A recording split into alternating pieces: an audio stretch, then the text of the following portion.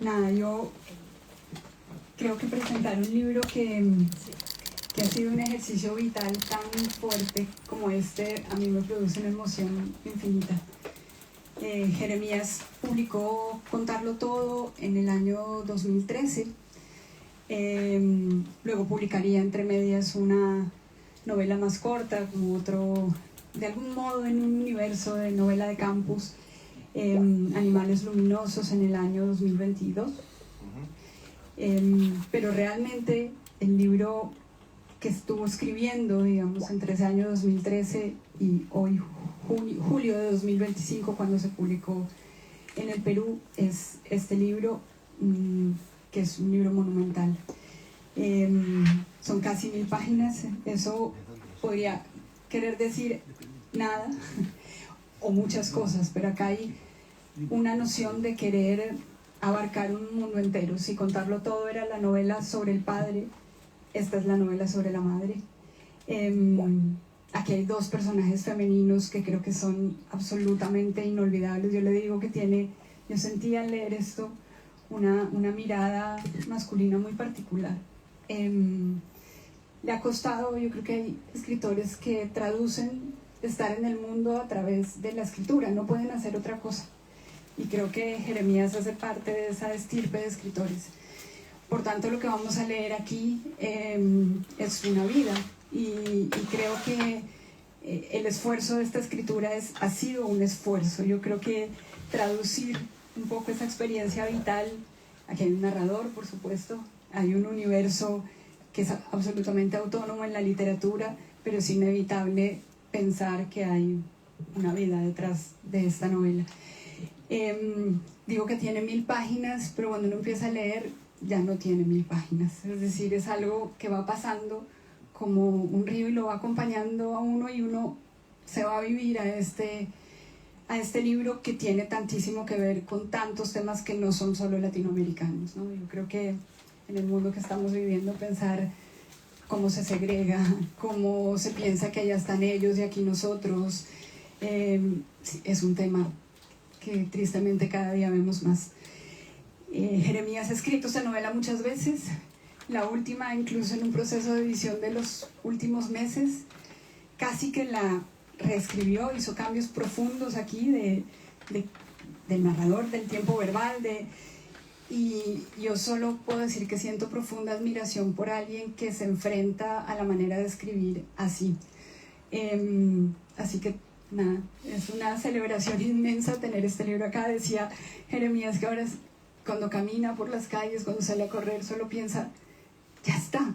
Y me dijo hace un minuto aquí afuera, estoy aquí presentando esto, y le digo yo, y ella está ahí, o ella es un objeto que ya está más allá de ti, y del que va a hablar alguien que creo que es perfecto para presentar este libro, Marcos Giral, porque creo que hace parte de una estirpe de escritores parecida, y para quien también la familia, la historia personal es un recurso, digamos, de fuente literaria tan profundo.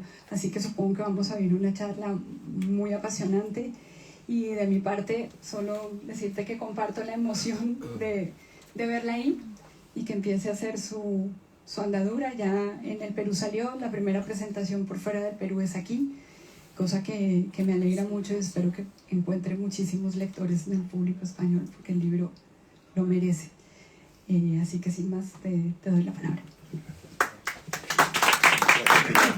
Solo tengo que escucharte, ya me vale todo el viaje y todo el jet lag y todo lo demás.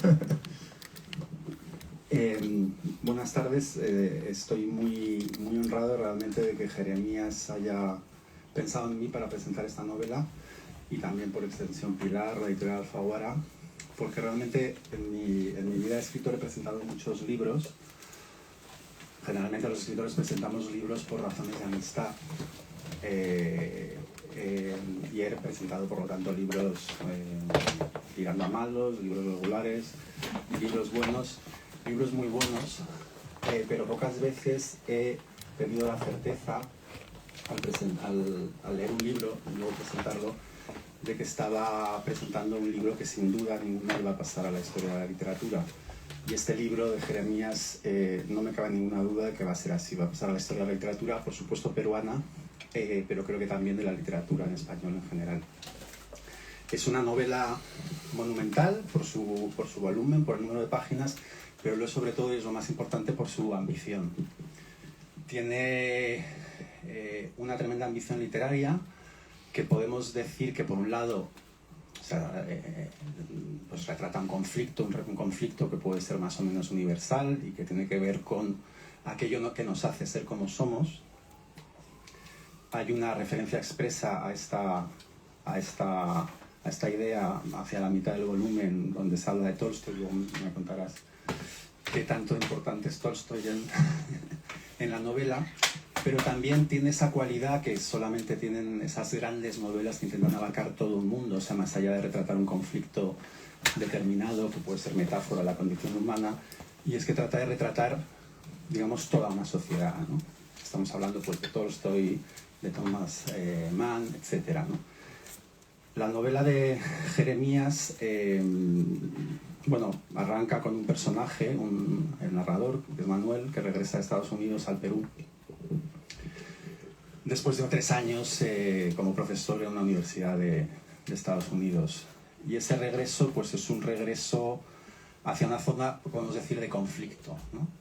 De conflicto pasado, que está en vías de superación, luego veremos al final de la novela, pero que aún necesita, digamos, desanudarse del todo. Y esta idea del nudo es importante porque se menciona varias veces hacia el final de la novela. Estructuralmente está magistralmente concebida, se articula, digamos, en torno a 3 diálogos principales, ¿no? que emprende este narrador y personaje al regreso del Perú. Uno es con un amigo de sus tiempos escolares y que le acompañó luego, digamos, desde la escuela primaria hasta la secundaria e incluso a la universidad. Otro es con una maestra que fue fundamental en su vida, y la tercera conversación es con su propia madre. Estas conversaciones son importantes porque nos permiten ver el movimiento constante de la novela, es decir, la novela se mueve, digamos, en 2 tiempos. Por un lado, el tiempo real del regreso al Perú, en el que transcurren esas conversaciones, y por otro lado, el tiempo de la evocación y de todos los conflictos que se van ordenando a caballo de esas 3 conversaciones. Entonces, la primera conversación con este antiguo colega escolar, pues vemos, digamos, tenemos noticias de la infancia y primerísima juventud de Manuel, que ha nacido en una familia, digamos, de clase media, en un entorno súper protegido por unos padres muy conscientes de que quieren ser unos buenos padres, primordialmente, que quieren dar una educación importante a sus hijos, y conscientes de que la educación la viven como una manera, por supuesto, de perfeccionamiento propio, pero también como una manera de ascenso social. En esa primera conversación, pues vamos viendo los primeros tiempos de escolar de Manuel, y vamos tomando conciencia, al mismo tiempo que él, digamos, del conflicto primordial que se dibuja en la novela, que es la grieta racial tremenda que hay en Perú, ¿no? Que es una grieta que, por supuesto, condiciona la vida de las personas, que es causa de segregación, de discriminación social y demás, pero que también, lo más terrible de todo, es que también afecta a la idea que uno mismo tiene de sí mismo, ¿no? Y entonces ese drama, ese descubrimiento, que Manuel lo hace paulatinamente a lo largo de varios episodios, verdaderamente conmovedores. Por ejemplo, ahora me acuerdo de uno que creo que es en su primera, cuando alcanza la universidad, después de que sus padres hacen un tremendo esfuerzo porque termine el colegio, que lo hace en una escuela pública, que son tremendas las escuelas públicas, después de haber tenido una figura verdaderamente inspiradora. Sus padres son inspiradores y son maravillosos, pero también tiene la fortuna de encontrarse una profesora que también lo es, y que se ocupa no solamente de él, sino también de todos sus compañeros en general, pero naturalmente tira más de aquellos que tienen más capacidades o que descubre que tienen más capacidades. Y hay escenas bellísimas en que los lleva al mar por primera vez. Niños que han nacido en Lima, en una ciudad que tiene mar, y que sin embargo no conocen el mar, ¿no? O los lleva a, digamos, a la Lima histórica, donde está el centro del poder de Lima y demás. Su familia, siempre empeñada, pues consigue, digamos, ir dándole una educación, pero sobre todo el esfuerzo primordial parte de sí mismo, ¿no? de esa necesidad de superarse y de dar, digamos, ese salto de salir de sí mismo y alcanzar lo que otros tienen por cuna o por herencia o por haber nacido en unas familias más favorecidas, que generalmente en el Perú, como en otros países latinoamericanos, tienen también bastante que ver con el color de la piel, ¿no? Una de las escenas más conmovedoras es precisamente cuando, después de estar en una casa de una estudiante, de una amiga estudiante de una familia, digamos, mejor, pierde su casaca donde lleva todos sus documentos, y después de, cuando se da cuenta, regresa a la casa a recuperar la casaca y ya no le abre a su amiga, sino lo que le abre a una mujer de servicio, y entonces recupera la casaca. No está en el bolsillo de los documentos que él necesitaba, el carnet de estudiante, en fin, una serie de asuntos imprescindibles, pero de pronto, viendo la casaca, él ya ha tomado conciencia del abismo social que lo separa de esa casa a la que ha ido a estudiar con estos colegas. Pero al ver su casaca, de pronto pues ve que es una casaca pobre, que tiene una mancha de sudor, y eso da pie a una escena verdaderamente sobrecogedora y tremenda, pero que se convierte en un símbolo, pues, de esa segregación de la que hablaba social, pero también de ese terrible hecho de que eso se interioriza, ¿no? Que esa segregación es interiorizada por quien la sufre, ¿no? Bueno, no quiero hacer mucho spoiler, pero digamos que acompañamos a Manuel a través de la conversación con su colega de infancia, a través de esos primeros pasos colegiales e incluso universitarios, en los que consigue, por medio de becas, estudiar en la universidad que quiere, que naturalmente es una universidad privada, y solamente obtiene esas becas a fuerza de esforzarse muchísimo, prescindiendo de los veranos, por ejemplo, para presentarse al examen en las mejores condiciones, tras estudiar en una academia, etc., ¿no? La segunda conversación, pues, es con su maestra querida, que contacta con él cuando regresa al Perú, porque hace unos cursos, sale una entrevista, en fin, y entonces ella lo identifica, lo invita a su casa. Es una mujer misteriosa, porque es una mujer que él intuía que no pertenecía a la clase a la que normalmente pertenecen la clase social los profesores de las escuelas públicas peruanas, sino que era una mujer, digamos, más acomodada, una mujer burguesa, ¿no? Y con esta mujer tiene también una larguísima conversación que le abre otras partes de sí mismo y también de su propia familia, ¿no? Y le descubre claves sobre su propia madre, que no voy a desvelar, pero que son determinantes en la comprensión de Manuel de toda esa problemática que hay de fondo y de la cual participan también sus padres, ¿no? Y finalmente la última conversación es con su madre, que es también, o sea, es como un final verdaderamente asombroso. Ahí también hay una escena en la que la madre le habla del parto, del nacimiento de Manuel, y le cuenta cómo, pues, cuando le pasaron al bebé, para empezar le dijeron, es un lindo cholo, ¿no? Había sido un parto problemático, con cesárea, ella estaba angustiada, podía tener todo tipo de dificultades el bebé, y el médico le dice, es un lindo cholo, o es un cholo espléndido, no sé qué. Ya la palabra cholo es muy reveladora, ¿no? O sea, y para la madre hiriente en ese momento, pero todavía más tremendo para ella es que el hermoso cholo tiene la mancha, que yo no sabía que existía, que se llama Perú del indio, ¿no? Que es una mancha que hay como en la espalda, encima de la cintura, y que a lo largo de los años desaparece, pero que digamos que está ahí, ¿no? Bueno, no quiero decir mucho más. La novela termina espléndidamente. Hay una aceptación, digamos, ese nudo que va a resolver con su vuelta a Perú se termina de deshacer. Ya incluso antes de la vuelta, con una novia americana, que es la primera que le dice que es un hombre hermoso. Es decir, nadie en toda la vida de Manuel, hasta sus 30 y pico años, siendo profesor en Estados Unidos, le había dicho nunca que era hermoso, ¿no? Lo cual también da pie a una imagen realmente muy conmovedora. Bueno, este es el meollo de la novela, pero naturalmente toda la historia del Perú, más o menos reciente, del siglo XX, Sendero Luminoso. Los padres de Manuel son de Ayacucho, que Ayacucho es, bueno, no de la ciudad propiamente, sino de la provincia, de diferentes pueblos.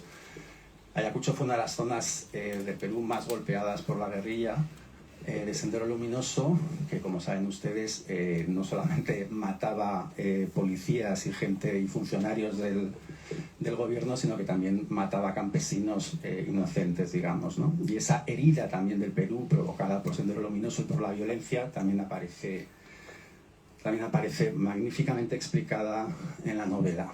De manera que es una novela, como ustedes ven, que no por casualidad es monumental. Se necesitaban muchas páginas para explicar esto con propiedad. Ninguna de esas páginas es superflua. No te invita en ningún momento. A mí a veces me ha pasado, cuando he leído novelas muy largas, es difícil que uno no lea algunas páginas en diagonal.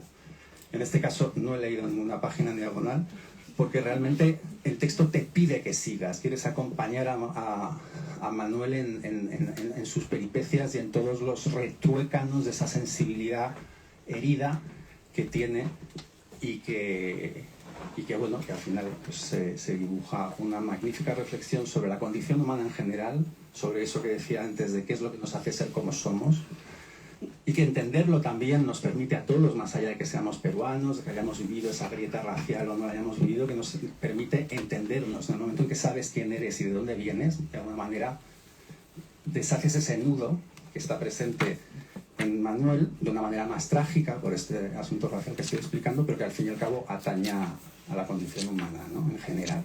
Y luego en particular, pues todo el asunto del Perú, que verdaderamente pues, la hace ser una novela ya que va mucho más allá de eso, ¿no?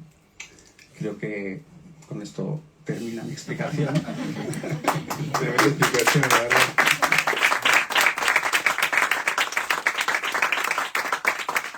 Y ahora se trata de tirar de la lengua a Jeremías para que nos vaya contando un poco. Yo tengo que decir que conocí a Jeremías, yo creo que nos hemos visto 2, quizá 3 veces. La primera vez no habías publicado todavía Contarlo Todo, y te había visto en un bar, no habíamos coincidido. En Madrid. En Madrid, no, yo creo que era en el Perú.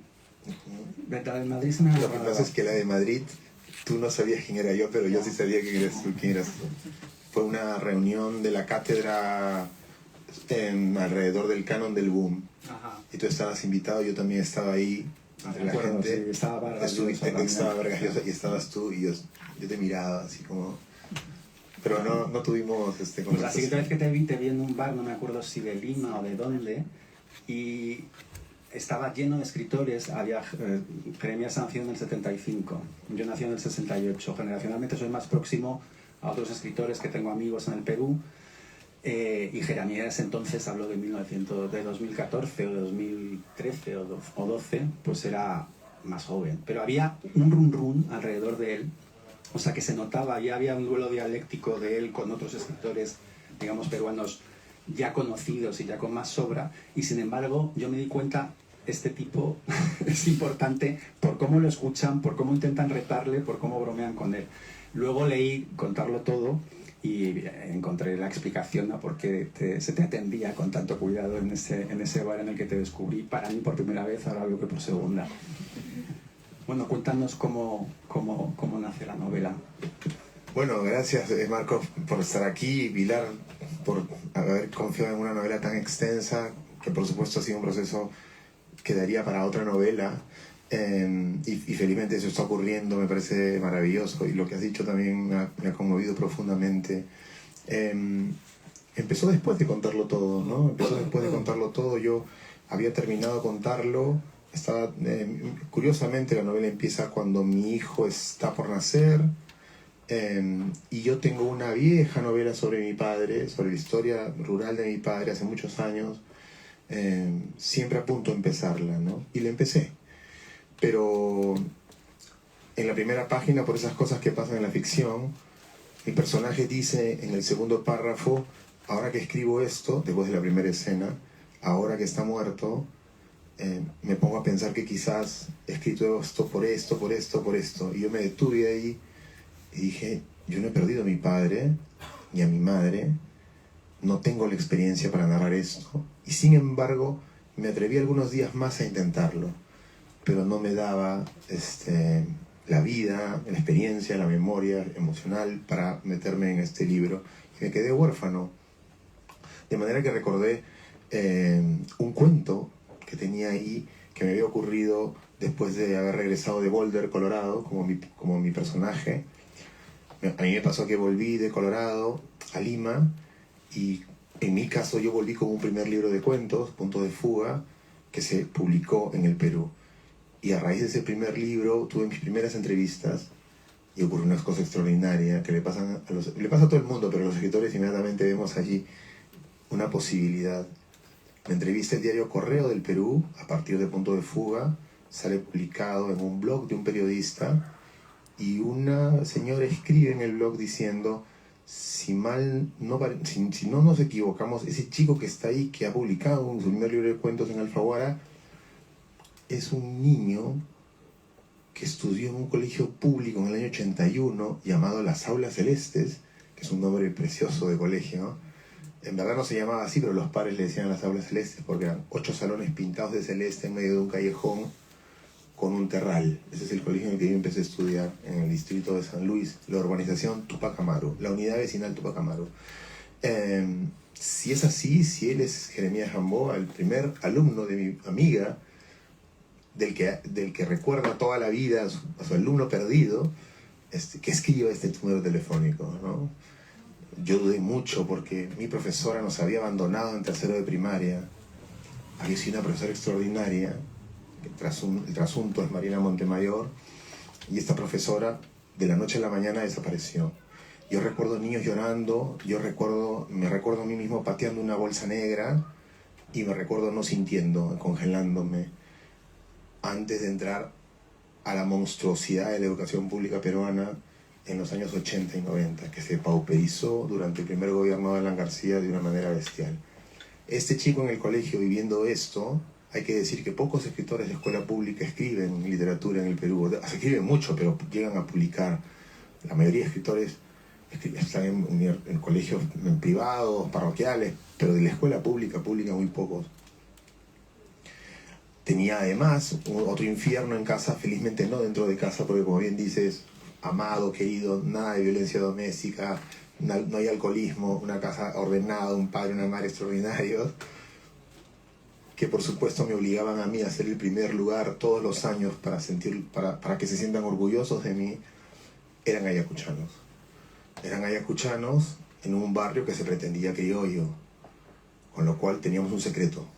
Tanto mis padres como mis hermanas no podíamos revelar que éramos andinos, porque eso era ser estigmatizados y maltratados. Mi padre, que es una figura extraordinaria, que es un campesino que llegó a Lima y empezó a leer libros por su cuenta y los fue acumulando hasta que mi madre, que fue empleada doméstica... Biblioteca, así Manuel, de la biblioteca de su casa. La biblioteca de la que habla Manuel, de la que la profesora le dice en la novela a la madre de Manuel, si tienen una biblioteca tienen esperanza, ¿no? Esa es la historia de mi vida. Yo entraba a las casas de mis amiguitos en esta unidad vecinal. La única casa con biblioteca era la mía. Y mis amigos me buleaban por tener biblioteca. Una cosa increíble. Me buleaban porque éramos unos idiotas que teníamos libros, ¿no? Pero bueno, yo también a veces sentía vergüenza, pero a la vez un enorme orgullo de la biblioteca de mi padre, ¿no? Mi padre había sido un mozo lector, y mi madre una empleada doméstica. Mi madre le enseña a mi padre que los libros se ponen en estantes, porque lo ha visto en las casas en las que sirvió. Y entonces juntos hacen la biblioteca de la cual yo empiezo a leer. Bueno, pues fue una experiencia muy, muy grande que se vio iluminada por esta profesora. Esta profesora fue como la fuente de la curiosidad. Luego me pasaron una investigación de una señora A en Inglaterra, de cómo una sola profesora que había educado a niños durante el primer grado, había generado en ellos unas fuerzas de imaginación y de ambición que otras profesoras en primer grado no lograron, sin importar qué profesores tenían después, mostrando que el profesor del primer grado de primaria puede ser el profesor que hace el niño Camus, y el otro profesor podría generar nada. Esta fue mi profesora A. Desapareció. De manera... Eso después, perdona que te interrumpa, después de la A tuviste una profesora B terrible, o tuvo Manuel, perdón. Absolutamente terrible. Justo lo contrario. Exactamente. Tuve una profesora que me enseñó el mundo. Hablemos de la novela. Marina Montemayor les enseña el mar, les enseña Palacio de Gobierno, les enseña el universo, los lleva al planetario, los niños están fascinados, hay una imaginación ahí que llena de candor la novela.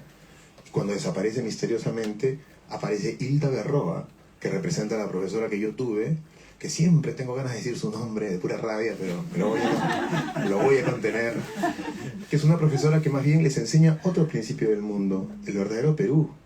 Lo primero que hace es una actuación a través de la cual escoge a un indio para actuar de indio en el Perú, y escoge al niño más indio, y es bulleado constantemente por el colegio, trata de diferentes formas a los niños en función de su color de piel, acepta prebendas de los padres, acepta regalos y califica de manera arbitraria. Hay una escena también cuando hacen un concurso de unos animales que están disecando animales. Es decir, le enseña la injusticia, el mercantilismo, el racismo a este niño que entra, la corrupción a un niño que entra a tercero de primaria, ¿no? Bueno, luego de esto vivo la secundaria, que ya es el Congo, ¿no? O sea, corazón de las tinieblas, ¿no? Profesores violadores, profesores que ya se burlaban directamente de los alumnos, profesores que nunca llegaban, profesores que se quedaban dormidos en clase, profesores que llegaban y leían el periódico en clase. Mientras yo vivía todas estas cosas, no tenía ninguna idea de que iba a ser escritor, no tenía ninguna idea de que... Solo sabía que tenía que ser profesional porque mi madre me lo había dicho, y cuando ya empecé a escribir, incluso contarlo todo publicado, jamás se me ocurrió que esto pudiera ser un material. Era algo vergonzoso para mí, porque mi madre me enseñó a ocultar que eres ayacuchano. Y cuando entré a la universidad privada, tenía que ocultar que era de la escuela pública. Entonces me acuerdo que en la universidad me pasaban cosas como esta. Había un grupo de chicos y decían, ¿se acuerdan cuando te portabas mal y tu padre te decía, si sigues portándote mal, te voy a meter en la escuela pública? Y todos se mataban de la risa, ja, ja, ja, y yo me mataba de la risa con ellos. Sí, qué buena, igualito, mi viejo igual. O sea, yo vivía en una especie de negación de la propia experiencia. Sí. No te interrumpa, sin embargo hay algo curioso porque durante toda su infancia Manuel se avergüenza, entre otras cosas, por ejemplo, de su vestimenta que le hace su madre con todo el amor, le teje los jerseys, las chompas. Las chompas. Y sin embargo, en la universidad, cuando accede a la universidad pública, hay como una especie de deseo de autoafirmación, y esas chompas que había rechazado de niño y que le avergonzaban, las toma como uniforme, digamos, casi, ¿no? Diciendo, aquí estoy yo, y adopta, digamos, esa máscara que es la suya, ¿no? Bueno, eso es una manera linda de verlo, y hace que la chompa que está en la carátula, en esta mujer que la toma, que fue una discusión que tuvimos sobre esa carátula, era una mujer con un hijo, ¿no? Y dije la chompa, porque la chompa es absolutamente central, porque en ese colegio tremendo donde mi profesora me abandonó, mi madre siguió presente. Entonces, yo tengo la impresión de que entre la ilusión de mi madre y la de mi profesora, las dos me formaron en un sentido. Ellas tenían conversaciones que mi madre me contó toda mi vida. La profesora que tenía yo, la primera, le decía, tu hijo es especial, tiene un nombre especial. Eso se ve tanto en la conversación que mantiene con la profesora, que le cuenta cosas de lo que hablaba con la madre y le revela facetas de la madre que él mismo desconocía de su madre. Así es. Y luego en la conversación final con la madre, a su vez también le cuenta cosas de la profesora. Exacto, sí. Él descubre que las dos generaron una conciencia con ilusiones, con proyectos, con horizontes, ¿no? De manera que digamos que esta experiencia me empezó a suceder hasta un viaje muy importante que no me voy a extender, a Ayacucho con mi padre, que fue lo que a mí me hizo escritor. Y estuvo ligado directamente a Ayacucho. Pero no era fácil empezar a nombrar aquello que tu familia te ha dicho que ocultes, ¿no? Es como romper un secreto familiar. Entonces, yo escribí los cuentos de Punto de Fuga. Y cuando escribí luego el inicio, contarlo todo, de regreso, vuelvo como en un círculo al momento en que llega este mensaje en que mi profesora, esta señora que me abandonó, está pidiendo verme. Yo sentí mucha rabia porque la odiaba en un sentido por abandonarme, y tenía unas ganas enormes de ir corriendo a sus faldas a llorar para que me consuele de todo lo que me tocó vivir, que básicamente fue el Perú en toda su bestialidad, el Perú de Vargas Llosa, el de Miguel Gutiérrez, el de José María Arguedas, el Perú como sociedad, como pesadilla. Y bueno, la vi y salí de ese encuentro, que fue como una borrachera realmente extraordinaria. Ahí estaba ya la idea de la conversación, convencido de que ese era un libro de cuentos. Y empecé a escribirlo. Apareció el primer párrafo de las luces y las sombras, empecé a escribir y se generó el agujero negro terrible, que espero que nunca más me vuelva a ocurrir, que empieza a imantar material y material y material. Ahora me doy cuenta que estaba ya ante dos madres, la biológica y la simbólica, que habían alumbrado a este niño, y de pronto me encontré escribiendo una novela de una extensión total, ¿no?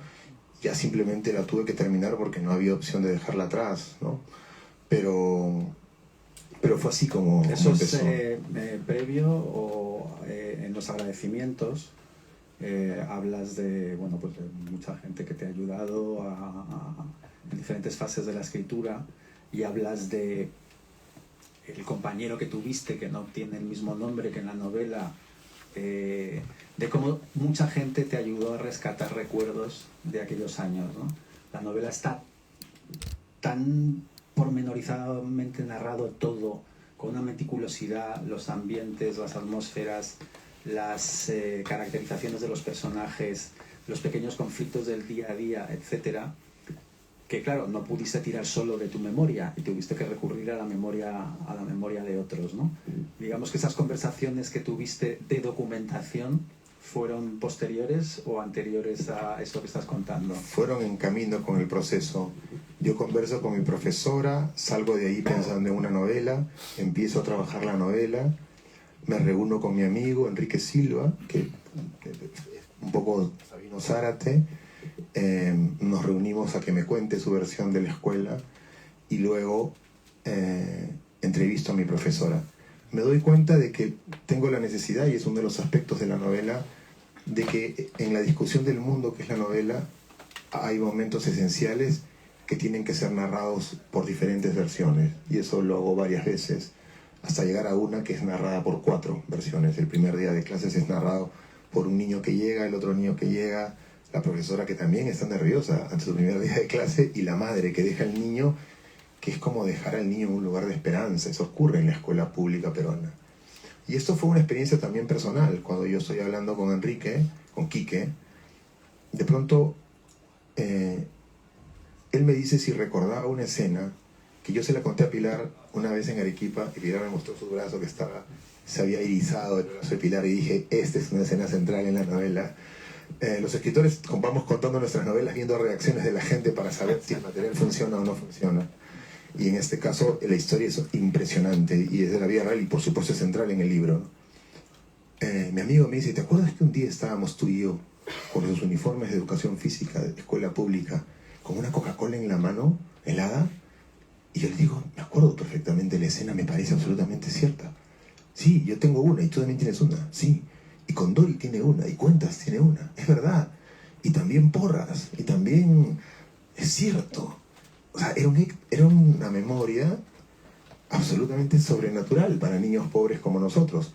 Yo llegaba a la escuela pública y hasta ahora me como los huevos duros de un solo bocado, como un trauma que me ha quedado, porque cuando yo sacaba el huevo duro en el recreo me perseguían 7 niños porque querían robarme mi huevo duro y me lo tenía que comer de un solo bocado. Entonces me dejaban de seguir a buscar al otro que tuviera uno. Así era de fuerte.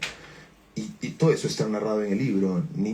Compañeros míos de carpeta que se quedaban dormidos, a los que se les caían los mocos. Luego entendí con mi hermana médico que era desnutrición, etcétera, etcétera.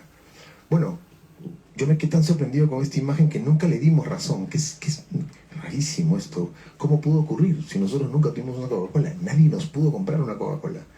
¿Y te acuerdas que era como un lugar hermoso, verde? Había un parque, una bandera del Perú gigante. Es verdad, entonces era como una especie de recuerdo surreal que no podíamos entender. Cuando llego a entrevistar a mi profesora, por supuesto le pedí entrevistas, porque cuento su vida, cuento la vida de una profesora, nace en el 40, cómo se hace profesora, cómo empieza a leer literatura, dramaturgia, es una maravilla, o sea, es una maravilla la historia de ella. Le cuento, oye, Chela se llamaba mi profesora real, ¿tú te acuerdas de una escena? Porque mi amigo y yo no sabemos qué hacer con esta escena. Y me dice, ustedes están con unas Coca-Colas en un lugar Claro, me dice. Y los ojos se le empañan de lágrimas. Ese fue el día en que yo descubrí que ustedes habían aprendido a leer. Y te voy a contar cómo fue. Yo nunca había enseñado. Yo era una señora que estudié en la escuela normal para ser profesora en el año 50. Nunca ejercí, me casé con mi marido ingeniero. Mis hijos fueron creciendo, me dediqué a ellos. Los 3 acabaron en universidades norteamericanas. Lo había logrado. Y de pronto le digo a mi marido, quiero ser profesora. Y mi marido dice, estás loca. Tienes 56 años. Dice, no, yo quiero ejercer por el Perú y tal y tal. Y se hizo profesora en mi colegio. Entonces ella nos llevaba por su cuenta. A veces nos metía en el carro, hay una escena también ahí, nos lleva en el carro por su cuenta. Ella se organiza para llevarnos al Parque de las Leyendas, porque nos preguntó en algún momento si alguien conocía un tigre. Y como profesora, nunca hemos visto un tigre, pero conocen el mar. Profesora, nunca hemos visto el mar, ¿no? De manera que ella empezaba a hacer actividades por su cuenta y consigue un bus para llevarnos al zoológico. En ese momento ella estaba tan absolutamente convencida de que su trabajo no funcionaba, con pesadillas y tal, que nos lleva al Parque de las Leyendas, se llama en Lima, y me cuenta esta cosa extraordinaria. Estaba el chofer, estaba yo a un lado, estábamos yendo por Lima hacia el zoológico, y de pronto escucho un gorjeo como de pájaros, como un murmullo, y volteo a ver qué es lo que está pasando, y están ustedes, los 45, mirando las ventanas del bus y diciendo las palabras de la calle: farmacia, tienda, calle. Y me dice, me volteé inmediatamente y me emocioné tanto, lloré de la emoción, porque les había enseñado a leer, lo había logrado. Y me dije, cuando lleguemos al Parque de las Leyendas, les voy a comprar un queque marmolado a todos y voy a comprar 42 Coca-Colas heladas, porque estos niños me han dado la alegría más grande del mundo. Y esa era la explicación de lo que había pasado. Y luego yo fui a contarle a mi amigo Quique, y por supuesto que ahí ella me dice una frase, y con esto voy a responder a lo que me has dicho sin querer hace un rato, ¿no? Ella en ese momento me dice, ya en las entrevistas que yo le hago, ese momento para mí es uno de los más importantes de mi vida, porque alumbrar, enseñarle a leer a 40 niños o a 3 niños es lo más importante que le ha pasado a una mujer. Hablamos de una señora nacida en el año 40 o 30, después de alumbrar a un hijo de verdad. Y yo había leído, empecé a leer Tolstoy mucho en ese momento, y encontré los diarios de Tolstoy en un momento en que él alfabetiza a sus... Hoy entendí por qué Tolstoy necesitaba esa alfabetización. Y entonces él dice, he visto el rostro de mis alumnos y he sentido que los he salvado de un naufragio. Curiosamente, yo, cuando vino la pandemia, el colegio de mi hijo no reaccionó muy bien con la tecnología. Mi hijo le tocó primero de primaria en la pandemia, y en agosto no sabía leer. Yo compré un libro que se llama Coquito, con el que todos aprendemos, en el WON, que queda ahí a 3 cuadras de mi casa, y le enseñé a leer. Y yo he visto cómo mi hijo empezó a leer y cómo leyó el primer texto entero y se fue, y pensé, esto es lo que sintió Tolstoy, esto es lo que ha sentido mi profesora Marina Montemayor, ¿no? No deja de ser terrible, no sé si sucedió en la realidad, pero en la novela sí, la explicación del porqué de su desaparición, ¿no? Que básicamente fue porque se sintió incapaz, no por los niños que iban adelantados, como en el caso de Manuel, sino por todos esos que se quedaban atrás, ¿no? Y se quedaban atrás por sus condiciones, por las familias en las que hayan nacido, etcétera, ¿no? Y ella no pudo soportar esa tristeza y ese fracaso, digamos, de no poder poner los medios para tirar de todos sus alumnos por igual, y ese es el porqué de su abandono. Pero ya que cuentas la historia de la Coca-Cola, una de las cosas más bonitas del libro es el juego de espejos permanente que hay, y en concreto de manera muy evidente entre Manuel, el narrador, y su propia madre, ¿no? Su propia madre, que nace en unas condiciones paupérrimas, digamos, en los Andes, en una aldea, con un padre casado por segunda vez y un montón de hermanas, que huye con 17 años a Lima y que empieza desde lo más bajo, pero determinada a que quiere, digamos, ascender, que quiere ser algo y en que quiere progresar, ¿no? Y por otra parte, su hijo, años después, ya habiendo estudiado, siendo una persona, digamos, culta, etcétera, pues es también víctima del mismo deseo, digamos, de progreso vital. Y hay una escena muy bonita en esa conversación con la madre que evoca sus tiempos en los Andes en torno a una botella de Coca-Cola. El abuelo de Manuel lleva, en un determinado momento, no me acuerdo de dónde regresa, lleva a la casa donde viven la madre y sus hermanas una sola botella de Coca-Cola, y todas las hermanas absorben un único sorbo de la botella de Coca-Cola, pero para ella de alguna manera esa única botella de Coca-Cola causa el mismo efecto que Manuel con sus compañeros las Coca-Colas heladas que les da Marina, ¿no? Y ese juego que es permanente en la novela, como las idas y vueltas de la narración, de presente al pasado, las diferentes voces, pero también los espejos, ¿no? Sí, el padre de ella lleva la Coca-Cola como un objeto de prestigio, casi como un objeto mágico, y además hace toda una actuación porque muestra este objeto extrañísimo y sobre todo lo destapa, con lo cual se genera esta situación que para ellas es absolutamente deslumbrante, y luego se lo toma.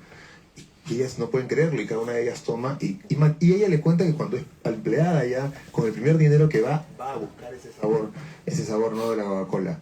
Esto se da cuando migran, los dos vuelan en algún momento de la novela desde un acantilado, es decir, que los dos han pensado en suicidarse, la madre y el hijo.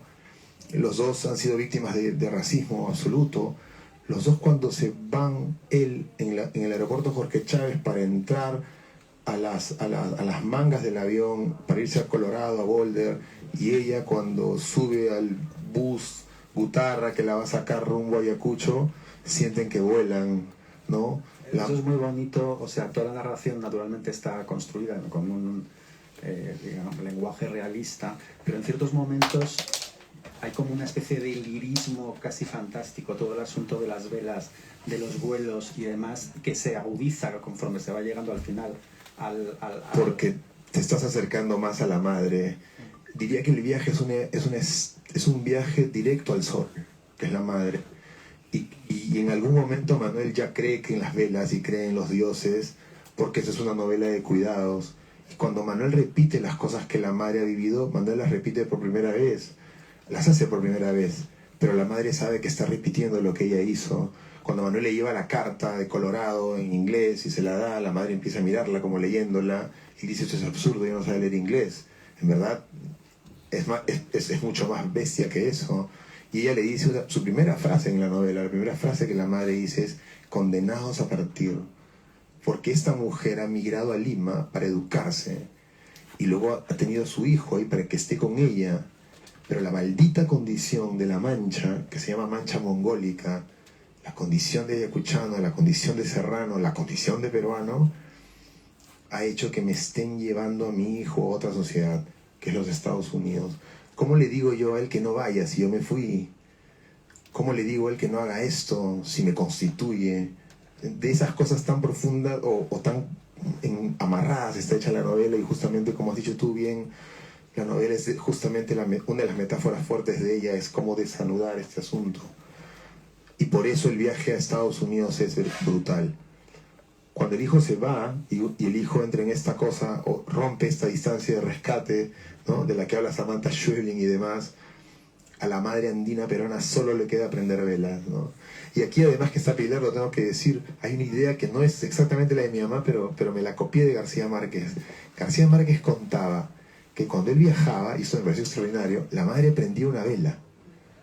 Y que eso la tranquilizaba absolutamente, no necesitaba clonazepam, nada. La vela prendida durante el vuelo del avión de García Márquez, para la madre García Márquez era una garantía absoluta de que ese avión no se iba a caer.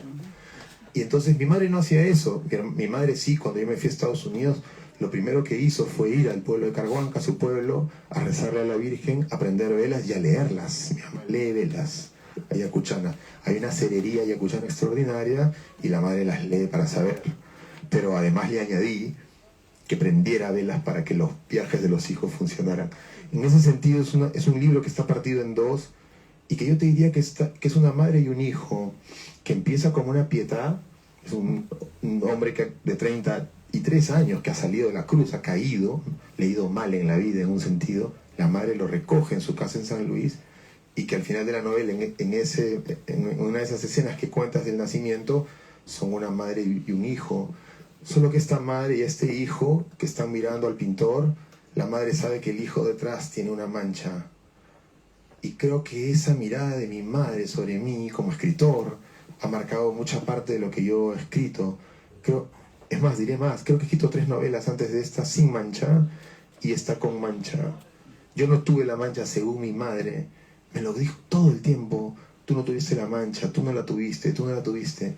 Me la dijo tanto que ya no estoy seguro de que no la haya tenido. Bueno, el narrador de la novela sabe que la ha tenido porque su madre se lo dice. Esto me lleva a reflexionar que indudablemente hay muchísimo de autobiográfico, no se niega en ese epílogo, por ejemplo, pero naturalmente hay cosas incorporadas, lo de las velas que le robaste a García Márquez, lo de la mancha que tú no sabes si tuviste, pero Manuel sí sabe que la tuvo. Supongo que hay experiencias por el camino que Manuel tiene que no tú viviste exactamente, pero que a lo mejor vivieron de otra manera personas de tu entorno y demás. Pero en cualquier caso, da igual qué tanto por ciento de invención o de robo haya y qué tanto por ciento de autobiográfico. Lo que me gustaría saber es si tuviste claro siempre que querías escribir una novela o en algún momento se te pasó por la cabeza que podías hacer un tipo de relato autobiográfico, digamos, a pecho descubierto en el que el narrador fueras tú. No, eso sí, nunca tuve dudas. Pensé que era un cuento largo, y lo escribí en el 2014, cuando mi hijo estaba empezando, estaba ahí todavía, había nacido. Yo escribo un cuento, que es el cuento de la profesora. Tenía un título lamentable. La profesora Marcela, así se llamaba. Así son los títulos, los working titles. Nunca pierdan la esperanza. Puede empezar así y terminar en el principio del mundo. O sea que hay que trabajar.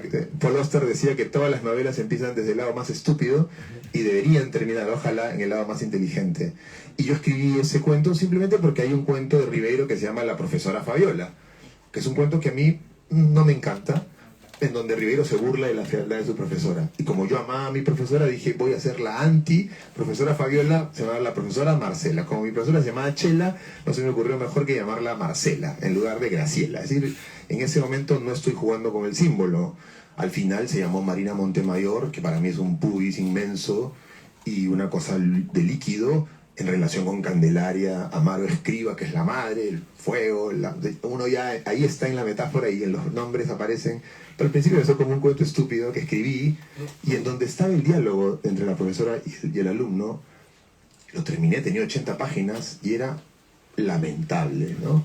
Era muy malo, no se lo di a nadie a leer porque me encontré que era pésimo.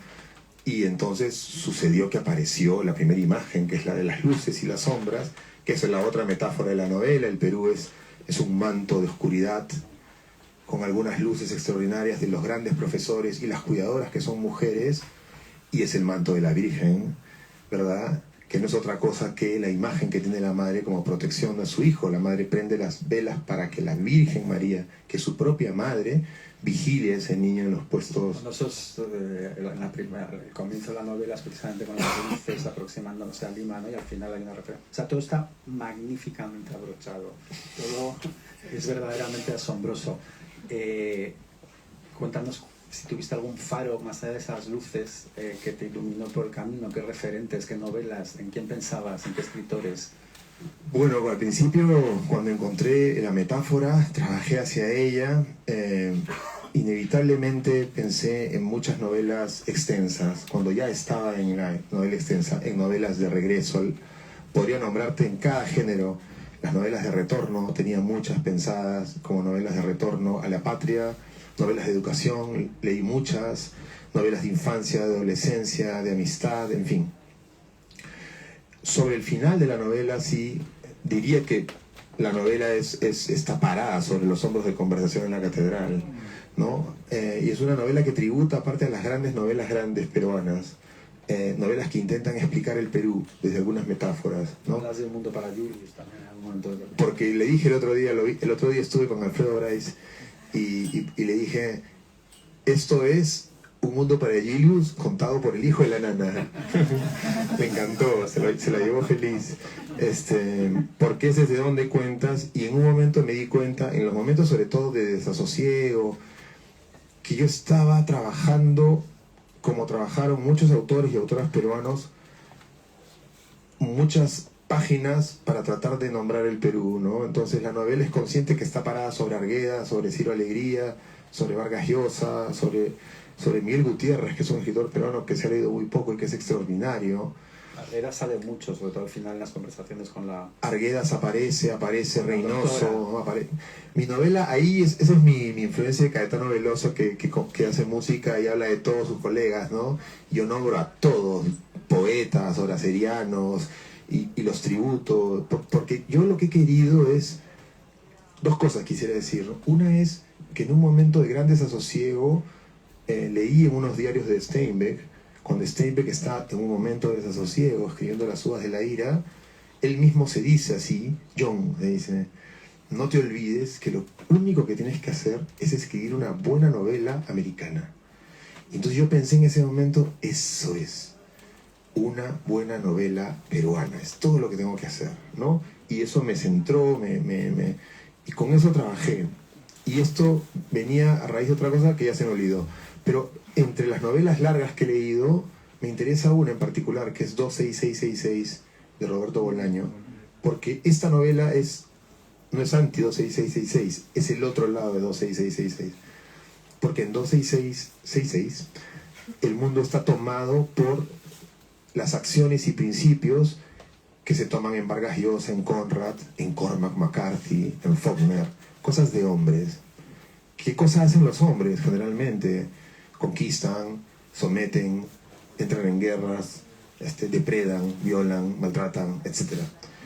Y hay otro tipo de novela en donde incluiría Las uvas de la ira, porque es una respuesta familiar del cuidado entre todos ante la sequía y tal, que es una novela de la mutualidad de Toni Morrison. Toni Morrison para mí ha sido importantísima en los últimos años, las lecturas que he tenido de Morrison. Y en 26666, que son 5 libros en donde el mal acampa, hay luces, pequeñas luces. Está Moroni, un tipo con una silla de ruedas, que es el que no depreda a nadie, y es el que se queda con la chica además. Está Amalfitano, que es un hombre que ha hecho lo mismo que mi personaje mujer. Ha puesto unos poemas extrañísimos con el cordel de su patio, casi como un pedido a los dioses de que no violen a su hija, porque la tiene en este pueblo horroroso que es Ciudad Juárez, que se llama Santa Teresa en la novela. Tienes a un afroamericano que es Fate, que salva a esa chica, la saca de ese lugar. Tienes algunos, y tienes sin duda al escritor Benoît Archimboldi y a su editor. Pero en la parte 4, que es la más violenta, que es la parte de los crímenes, donde solo hay atestados de necrología, de mujeres depredadas, asesinadas, y sobre todo mujeres a las que les han mordido los senos, es interesante. Esa es la figura de Bolaño. Dientes que muerden los senos, que son las zonas de alimentación en la vida y tal. Hay un personaje que se llama Florita Almada, que es una visionaria, una especie de Cassandra, que va nombrando el fin del mundo y dice una frase que a mí me pareció extraordinaria, casi la pongo en el epígrafe. Dice, el mundo tiene salvación si a una mujer se le ocurre el acto de educar a las niñas indígenas.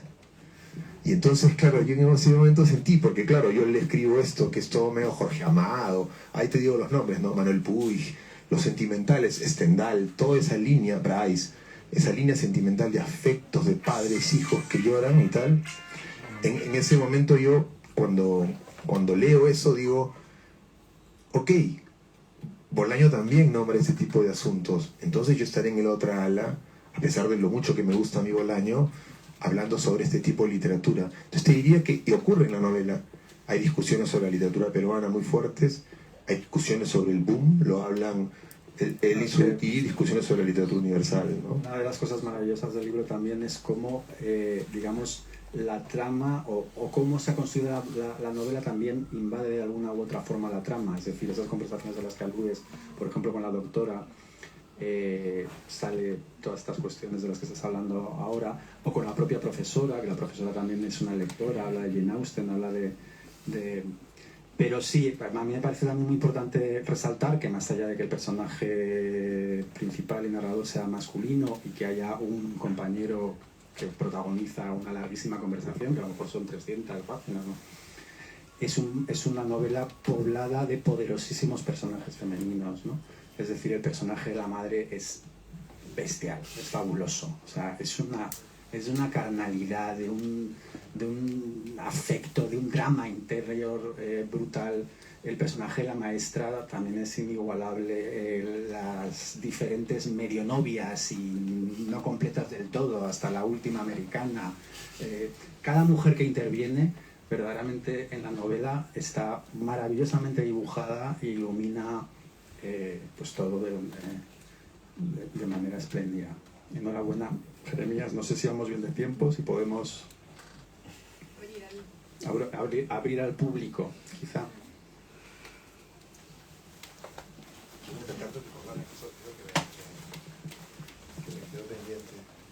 ¿Hay alguien que quiera preguntar algo o seguimos Jeremías y yo dándole a la lengua? Bueno, este asunto femenino es bien importante porque, como te digo, durante los últimos 10, 12 años nos pasa como escritores, ¿no? Masculinos, heterosexuales. En ese sentido yo me fui acercando hacia lo femenino dentro de mi propia vida. Me llegó esta profesora, por supuesto. Me llegó el acercamiento a mi madre, que fue muy, muy difícil. Y eso me permitió, justamente pensando en el debate de la novela peruana, la novela peruana se ha erigido a través de las cosas que hacen los hombres. Lo que hacen los hombres con la tierra es lo que define el mundo sancho y ajeno, la comunidad Rumi en Ciro Alegría, lo que define todas las sangres, es lo que hacen los latifundistas o no, lo que definen los ministros y los presidentes y los dictadores en las novelas de Vargas Llosa, es lo que define la novela peruana, lo que hacen los depredadores, violadores, conquistadores en Gutiérrez, es lo que define en La violencia del tiempo. Curiosamente, en Un mundo para Julius, ahí vamos nuevamente con Stendhal y diría también Proust, la nana es importantísima, ¿no? La nana como fuente de afectos, cómo toca al niño Julius, ¿no? Esta es la otra novela, o para mí... El primer trabajo de la madre en el libro es precisamente cuidar de un niño, ¿no? Y son muy tiernas y muy bonitas esas páginas. Justamente me di cuenta en el camino que estaba ante una novela extensa, peruana, en el sentido que se ocupa de estos asuntos desde una mirada femenina, ¿no? Hay que decir que durante estos años yo vi a mi madre languidecer hasta su muerte, vi a mi pareja lidiando como madre y me di cuenta lo madre que era yo también, ¿no? Me fui profesora, además hay que decirlo, ¿no? O sea, y vi a mi hijo crecer, ¿no? Entonces han sido 10 años de un movimiento constante entre la escritura y la propia vida, ¿no? Básicamente, ¿no? Y sí que yo he trabajado muy minuciosamente los materiales de mi libro, ¿no? No todo lo que me ha ocurrido, por ejemplo, está allí. Debo decir una cosa, por ejemplo, ¿no? En la secundaria, mi secundaria fue tan oscura que en la novela necesitaba un momento de luz. Y entonces mi hermana mayor, que había estudiado en el mismo colegio, le había ocurrido una historia extraordinaria, que era que un profesor excéntrico llegó a su escuela pública y les dijo, vamos a hacer un coro nacional. Era un demente que venía del coro nacional probablemente. Entonces les enseñó Bach y contrapunto y el solfeo a esos niños pobres, porque era un romántico, ¿no? Entonces ellos se convirtieron en coristas y ganaron premios en distritos cercanos, y de pronto él los mete en un concurso que se llama Nueva Acrópolis, que se da en un colegio limeño que se llama Santa Úrsula, que tiene su propio auditorio donde van a tocar pianistas, y Moyán toca ahí, o sea, imagínense, dentro de un colegio, o sea, imagínense qué colegio es. Y mi hermana en tercero de media va a ese concurso, yo era un niño en ese momento, 4 años menor que mi hermana, y mi hermana va en el carro de un señor que era el único que manejaba un ómnibus. Entonces dijo, yo los llevo en el ómnibus. Entonces los padres dijeron, perfecto, los lleve el señor, en fin, el papá de Coqui se llamaba. Entonces toda la promoción se subió con sus vestidos, qué sé yo, y se fueron al colegio de Santa Úrsula. Era la primera vez que cruzaban la avenida Javier Prado, la primera vez que conocían San Isidro. Y mi hermana también es una muy buena contadora de historias. Y cuando llegan al colegio, no los dejan entrar porque van en un bus Cocharcas, de la línea Cocharcas. Entonces dice, ustedes no pueden entrar, pero nosotros tenemos que tocar. No pueden entrar, ¿dónde está la autorización? El profesor está dentro, no pueden. Entonces el hombre empieza a dar vueltas por San Isidro y no puede estacionar en ningún lugar porque están las embajadas, están ahí las residencias de los embajadores en San Isidro y les están diciendo no pueden estar ahí porque pueden ser ustedes senderistas, pueden ser terroristas. A veces los terroristas se esconden de esa manera, camuflan, entonces no pueden llegar al evento. Y al final el tipo dice, miren, me quedo aquí, caminen 1 kilómetro, no sé, y lleguen ustedes. Entonces los niños van, es una cosa tristísima, van con sus ponchos, está lloviendo, y llegan al sitio y dicen, por favor, déjenos entrar, los dejan entrar. Y al entrar al auditorio, llegan en pésimas condiciones frente a todos los niños, descubren por primera vez, a todo chico de clase popular nos ha ocurrido, descubrir el otro lado del Perú. Generalmente te ocurre ya de profesional, o te ocurre cuando estás, ¿no?, haciendo tus prácticas. A mi hermana y a sus amigos les ocurrió en la escuela. De pronto vieron que ese colegio, primero que eso era un colegio, y luego vieron a niñas rubias a las que sus profesores les hablaban en inglés, y a otras en idiomas que ellas no habían escuchado nunca. Y entonces tenían que competir contra ellos. O sea, era más o menos lo que siente un jugador peruano cuando entra a la cancha y tiene al frente al equipo alemán, ¿no? Una cosa como que... Bueno, eso sintieron ellos en ese momento. Y de pronto, al entrar al auditorio, se encuentran con que los otros coros tienen instrumentos propios, oboes, partituras, cantan en alemán, qué sé yo. Y cuando llegan pues al escenario, simplemente ya han llegado mutilados, todos en silencio, hacen el ridículo, según me contó mi hermana, y al volver salen por una puerta falsa para entrar al bus de ese señor y regresan en silencio absoluto a la escuela pública, traumatizados por lo que han visto del otro lado y porque han descubierto en dónde están ellos. Al llegar ahí, la promoción se quebró. Eso fue lo que me contaron. Bueno, mi hermana me contó esto siempre en la infancia. Así funciona la mente del novelista, ¿no? Digamos, de manera conjetural, ¿no? Y siempre me contó esta historia y nos reíamos y tal. Cuando escribía la novela, por ejemplo, dije, esto tiene que ocurrirle a mi personaje de todas maneras. ¿Y qué hice? Convoqué a toda la promoción de mi hermana a una cevichería en Lima. Entonces eran 25 personas. Y les dije, chicos, como ya había publicado, me conocían, el hermano de Rocío, que es escritor, quiero que me cuenten lo que pasó en el Colegio de Santa Úrsula. Terminamos 5 horas después, 2 cervezas más, y así que a ti te pasó, y así que a ti te pasó. Y de pronto hablaron de algo de lo que nunca habían conversado durante años, ¿no? Pero que había sido idéntico para todos ellos, ¿no? Todos que habían había vivido sido la misma experiencia, yo no viví, que no comunicaron. Yo no viví esa experiencia, yo la viví, ¿sabes cómo? Yo trabajaba en la revista Caretas, estando en la Universidad de Lima, se estaba haciendo un informe sobre la educación, y mi jefe me dijo, tienes que ir a ver colegios distintos. Y entré a un colegio limeño que se llama Isaac Newton. Yo ya era estudiante de la de Lima, o sea que había visto el contraste. Pero es que ese colegio no era la de Lima, ese colegio era un club, o sea, era el planetario. O sea, yo decía en qué momento despega y volamos todos hacia otro país. Y yo sentí en ese momento una rabia muy grande, ¿no? Entonces, claro, ahí está un poco, hay un analista político peruano, Alberto Vergara, que ha escrito sobre mi libro, y él sostiene la idea, yo no estoy tan seguro, pero es interesante su idea, de que esta es la gran novela del resentimiento, ¿no? Y el resentimiento es una forma de tramitar la inmensa rabia que te produce la brecha. Y aquí ya me pongo... Sin embargo, no está escrita desde el resentimiento, en absoluto. Y eso es también lo maravilloso de la novela, ¿no? Es decir, al final hay como una reconciliación, por supuesto, con él mismo, el narrador, pero también como con toda su penosa historia, ¿no? Bueno, el arte es volver el resentimiento en comprensión, digamos, ¿no? En muchos casos, ¿no?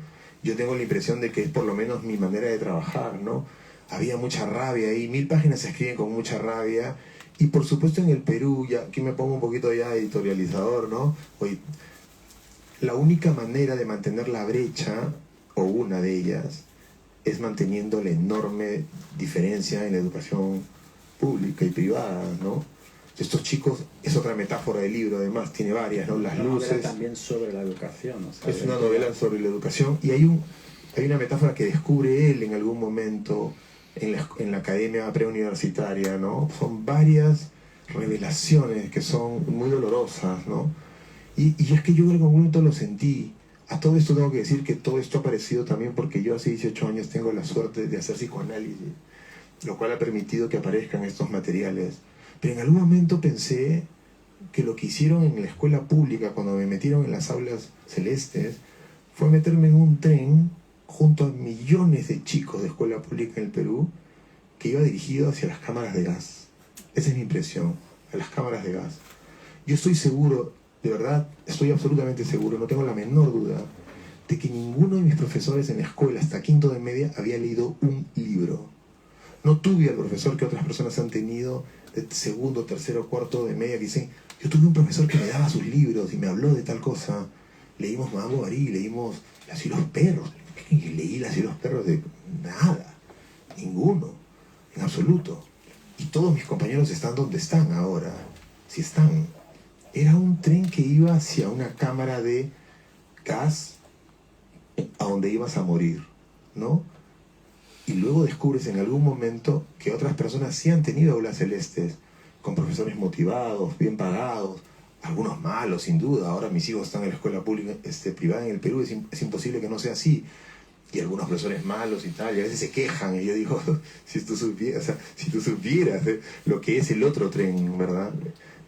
Yo creo que la novela por ahí tiene también un punto de personaje protagónico que es también un sobreviviente, ¿no? Quizá también esta parte de... Sin embargo, es el análisis, es el tiempo, es la literatura, lo que de alguna manera me ha permitido a mí, creo yo, llegar a ese punto de elaboración de la materia que ya no me hace caer en la rabia pura y en las ganas de quemar el sistema y destruirlo, sino en tratar de comprender, ¿no?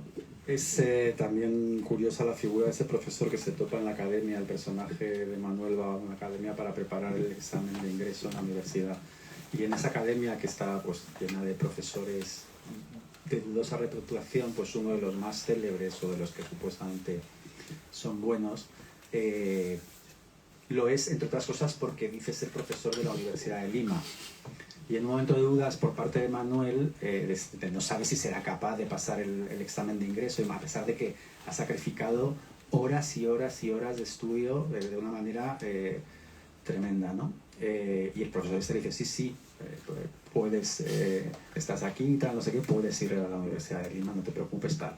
Cuando finalmente ingresa Manuel en la Universidad de Lima, pues uno de los primeros días o una de las primeras semanas, dice, se siente perdido, evidentemente, como cualquiera que ingresa a la universidad, pero todavía más en su condición, ¿no? Pues quiere ir a ver a ese profesor para decirle, oye, estoy aquí, gracias, ¿no? Y entonces, y no existe, ese profesor no existe, jamás fue profesor de la Universidad de Lima, ¿no? Este profesor es real y tengo una historia linda con él. Tengo una historia bonita con él. Se llamaba Peter Cuyan. Yo voy a la academia, quizá me prestas el trío. Este profesor era de la Academia Cruzaco. Era el mejor profesor. Era increíble. En fin, en la novela ustedes van a... No voy a desplegarme. Pero una de las cosas que hacía que él tuviera una gran reputación es que él decía a todos los alumnos en la Academia Cruzaco, en la avenida cerca de la Plaza Bolognesi, que él era profesor en la pre de la de Lima. Y entonces, como era un payaso extraordinario, te explicaba la economía y te imitaba a los pitucos. Entonces te decía, un pituco dice, profesor, ¿cuántas tablas tengo? ¿Qué pasa si...? Entonces nos explicaba, nos hacía reír. Y admirábamos a Peter Cuyan. Y nadie lo miraba más que yo. Todos lo miraban porque era un buen profesor. Pero yo lo miraba por mandato materno porque él había cruzado el otro lado, ¿no? Mi profesor Peter Cuyan. Bueno, la cosa es que Peter Cuyan, en efecto, nos dijo todo el tiempo eso. Y en efecto, en algún día muy deprimido, en los primeros ciclos en la de Lima, se me ocurrió visitar a la única persona que conocía en toda la universidad, mi profesor Peter Cuyán. Y entonces fui a ver los cubículos de los profesores de economía y no había ningún Cuyán. Fui a la pre y me dijeron, aquí jamás ha trabajado ningún profesor Cuyán. Y entonces me enteré que me habían mentido.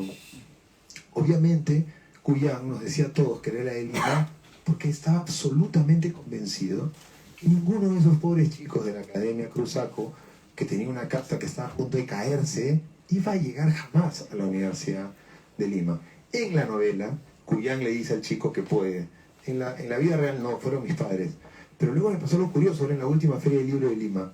Estoy firmando libros y de pronto viene un chico, esas cosas maravillosas que te pasan con los lectores, y te dice, profesor, me dice, señor Gamboa, me dice, yo he sido alumno de Peter Cuyán. Y le digo, no puede ser. Sí, y enseño economía en la Academia Ciencias, en el distrito de San Martín de Porres, o sea, ya se ha ido mucho más lejos. Y le dicen la leyenda Cuyán, ¿no? O sea, que era un gran profesor. Entonces le digo, es increíble, le digo, ¿y tienes el dato? Yo pensando en otra novela, yo pensaba, voy a ver a Cuyán, sale otro principio del mundo, ¿no? Me dice, falleció en la pandemia, no encontramos, todos los alumnos hicimos colectas, pero usted lo puede encontrar en YouTube. Y en efecto le hice la dedicatoria a Peter Cuyán, inmediatamente camino a mi casa vi los videos de Peter Cuyán, y vi el video también de Peter Cuyán, de los alumnos pidiendo donaciones para que Peter Cuyán pudiera, ¿no? Lo bonito en la novela es que Peter Cuyán de la novela le dice a Manuel Flores, tú puedes, flaco, tú puedes hacerlo. Y cuando él se da cuenta que fue mentira, bueno, fue una buena mentira, ¿no? Entonces tienen esas cosas en la novela que son este contrapunto, ¿no? Irónico. Creo que tenemos que cortar, salvo que alguien tenga una pregunta muy urgente. Lo dejamos aquí. Muchísimas gracias.